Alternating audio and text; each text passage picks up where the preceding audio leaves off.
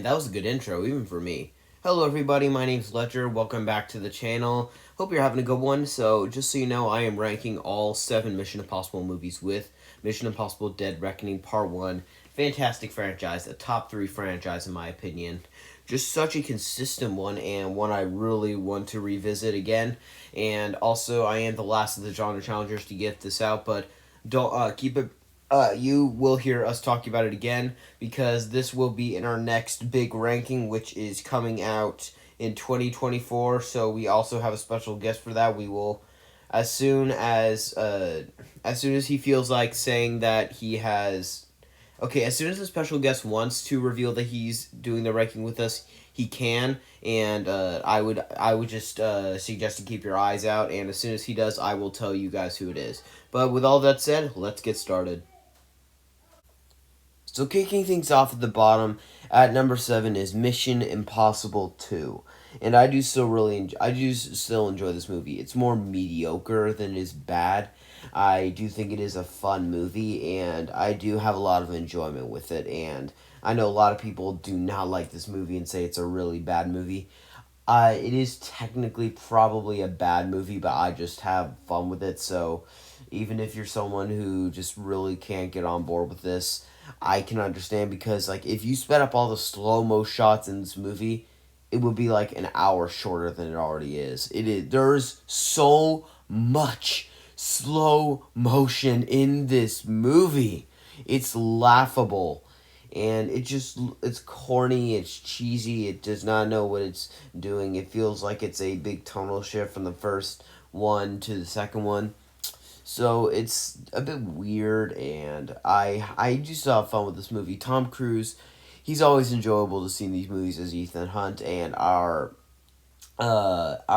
women, our main women or whatever. I like her. She's not the best in the franchise. There's way better, but I do still really enjoy her. And it's just a fun movie. And getting Luthor back, he's the only member of the team that is, besides Ethan, in the entire franchise that has ever managed to get himself into every single movie. But this is a good movie, but if you don't like it, then I completely understand. At number 6, I've got the original Mission Impossible, the OG, first one. And I know a lot of people would put this higher, or this could be a hot take, or actually, probably not really, because most people will agree that 1, 2, and 3 are probably the least best in the entire franchise. So, this one, I just felt that in terms of the entire franchise as a whole, this is easily the oddball in it, because it's more of a suspense thriller with a like espionage spy thriller than it is an action film. There's action moments, but it's not very action packed. It's not nowhere near as like action packed as some of the others, but it does have some fantastic stunt work. It really knows how to build suspense with that stunt that Tom Cruise does with the hanging over that wire. That is a really impressive stunt. It's not the biggest stunt, but it's still a pretty impressive one. And I do really enjoy this movie, and I have a lot of fun with it. And I know a lot of people would probably say, "Nah, it's not the best, or it's weird." It's weird at points, but I do find it enjoyable, and it's just things like the villain reveal keep it back. And I know that for fans of the TV series, which I have not seen, by the way, that is apparently sacrilege to a lot of people what they do with the villain reveals. But I do really enjoy this movie, and there's a big leap in quality from 2 to 1. Bringing us into the top 5 is Mission Impossible 3. Oh, and if you want a reason why this is higher than Mission Impossible, 3 words: Philip Seymour Hoffman. Fantastic villain, best villain in the franchise. Easily, we're all pretty much in agreement on it. The majority of people will agree he is the best villain. I mean, he is a fantastic villain, just the way that he commits to it, and how he's such a wooden person who, like, some of the lines and how threatening he seems. And the worst part is a lot of people don't like to give this movie a chance, because this was the couch jumping era for Tom Cruise. So it's around the point where people weren't sure what to think of Tom Cruise. He then had some comebacks, but there's no denying he was in a bit of a bad spot when it comes to his movies. He wasn't choosing the best, but this is definitely a really good movie, and there's just like moments that keep it from getting higher on here that are a bit boring, like there's some points that it looks a bit weirder than the others. It has this like more glossy blue tan on it than the others. It looks a lot more weird. If you've noticed that, please let me know because I need to know if I'm the only one that's seeing this. That blue glossy tan, it's so weird. And I just really enjoy this movie. It is a fantastic movie with fantastic action, and just the way that Philip Seymour Hoffman portrays his villain. Great acting, and that is the reason why it is higher. At number four, now we're getting to the heavy hitters, the really good ones. We have Mission Impossible Rogue Nation. A fantastic movie with fantastic action. The stunts in here are fantastic. You get so many amazing stunts like that. Like a big water hole stunt with Tom Cruise jumping in. You get that entire underwater sequence that Tom Cruise really went through a lot of training to have to pull off. The opening scene with the plane is a fantastic opening scene. And there's just so many moments in here that are just fantastic. Rebecca Ferguson is introduced in this one, and she's fantastic. I love Jeremy Renner in this. I think that he was a bit more of the weaker side in the Ghost Protocols, and he felt a bit more like a wimp. He's a lot more strong in this, and he's just such a fantastic person in this. He's in my top five. I don't know if he's in my top three anymore, but he is a fantastic character, and I do really enjoy him. Tom Cruise is still really entertaining in this, and the idea of the Rogue Nation is still really cool. When I took a look at this one and saw the preview, I was certain this one was going to be my favorite.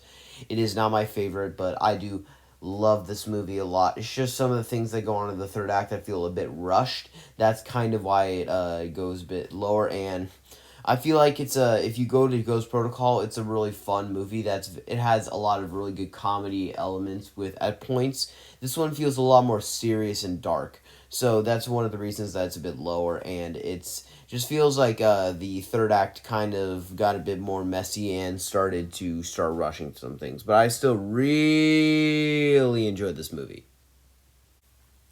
Bringing us into the top three is Mission Impossible Ghost Protocol.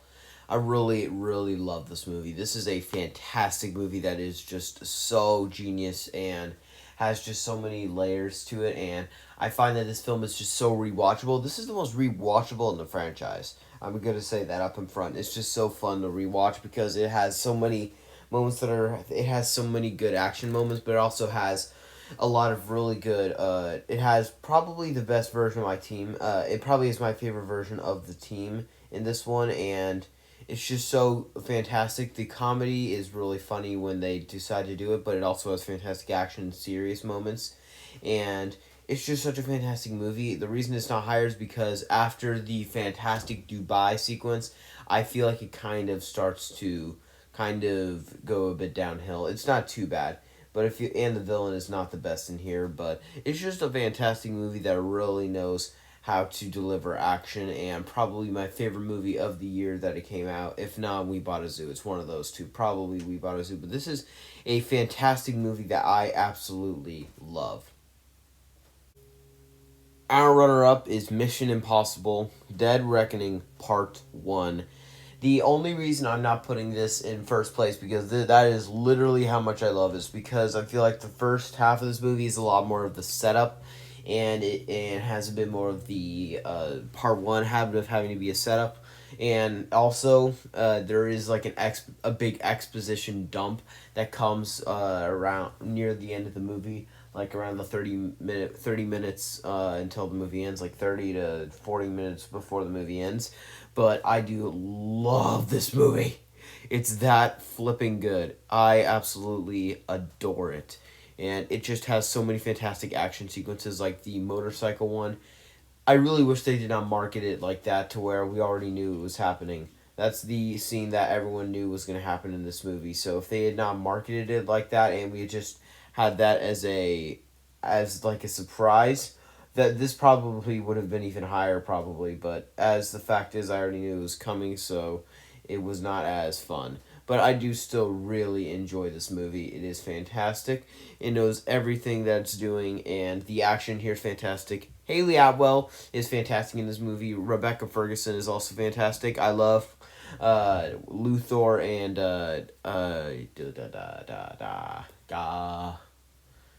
I can't remember his name at the moment, but the person who's always like the comic relief in these movies, he's really fun. There's a really funny airport scene that they do, and I also like how this one went back to kind of like Ghost Protocol, where it's very serious when it needs to be, but it also has these like subtle little comedy remarks that are not in your face, but they're really funny, yet they're very subtle and they're not like complete jokes. So I do really enjoy this movie. It is a fantastic part one, and I do think that if part two sticks the landing, this could be even higher. But coming into first place for me is Mission Impossible Fallout. This is a fantastic movie. It is just so amazing at what it does. This is one of the greatest action movies of all time. No period. We all know this. I mean, no one's going to argue about this. It's a fantastic movie that is basically flawless, except for the fact is, I do think it's a bit too serious and does not have too many lighthearted moments. But I love the villain of Henry Cavill or Henry Cavill. You can call him either, and I won't complain. And Tom Cruise is giving another fantastic stunt, actually two big stunts, with him jumping out of an airplane and him also climbing uh, a helicopter. He also fights a bad guy on a mountain, which is awesome. And that is just such a fantastic stunt. It's a bit slow for like the first hour, but the next hour is just nonstop action and payoff. It's so awesome, and it is just so fantastic. It is so entertaining, and everything that is set up in this movie gets so much conclusion and payoff.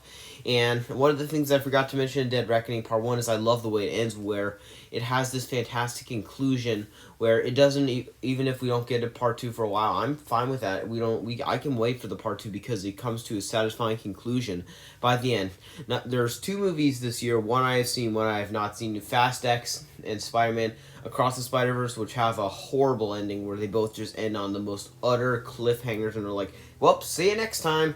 And because I really just get soured on Across the Spider-Verse thinking it's so overrated, I'm half a mind to say, nope, not going to see you next time, because you don't deserve the money. But that it comes to a satisfying conclusion, so it is just so fantastic. But Fallout also has a fantastic conclusion, and I just love the side to it with all the action, the stunts, and everything. So it comes in at number one for me. There you have it, everyone. There's my ranking of all 7 Mission Impossible movies from the worst to the best. In last place is Mission Impossible 2 at number 7. At number 6 is the original Mission Impossible from 1996. At number 5 is Mission Impossible 3. At number 4 is Mission Impossible Rogue Nation. At number 3 is Mission Impossible Ghost Protocol. At number 2 is Mission Impossible Dead Reckoning Part 1. And my favorite of the franchise at number 1 is Mission Impossible Fallout. This is a really difficult list to have to conjure up, so don't be mad if my ranking's a bit more different than yours, but I doubt it because this is one of the best. This is one of the big fan rankings that people do. This is usually a very for the fandom, this is a very good list put together. So I cannot see why anyone would be like, "How dare you put this too low?" or "How dare you put this too high?" So I have no idea why people would be angry about that, but this is just such a fun franchise. So thank you all so much for watching this. Also, be sure to check out the Genre Challengers rankings of these. I will be sure to put the link in the link to their channels in the description below so you can check them out.